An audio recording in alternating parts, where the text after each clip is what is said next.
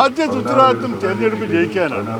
അതിനുവേണ്ടിയുള്ള എല്ലാ ആവശ്യങ്ങൾക്കും പ്രവർത്തനം തുടങ്ങണം. അതിന് സമയം കൂടുതലില്ല. ഈ വരാൻ പോകുന്ന local self government election November കഴിഞ്ഞ ഉടനെ ഒരു 4-5 മാസത്തിനകത്ത് നമ്മളുടെ നിയമസഭ തിരഞ്ഞെടുപ്പും വരും. അപ്പം നമുക്ക് ഇപ്പം തന്നെ തയ്യാറാവാൻ ഒരു ഉത്തരവാദിത്വമുണ്ട്. അതിലാണ് എൻ്റെ അഭിപ്രായത്തിൽ എല്ലാവരും ശ്രദ്ധ ആവശ്യമുള്ളത്.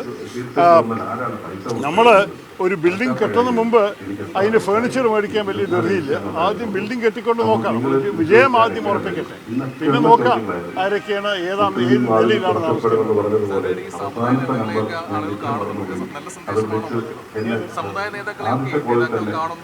നോക്കൂ, നമ്മുടെ സംസ്ഥാനത്തിൽ എല്ലാ സമുദായത്തിനും ഒരു പ്രാധാന്യമുണ്ട്. നിങ്ങൾക്കറിയാം, ഞാൻ തന്നെ NSSൻ്റെ ചടങ്ങിലൊരു ഉദ്ഘാടകനായിരുന്നു 2 വർഷം മുമ്പ്.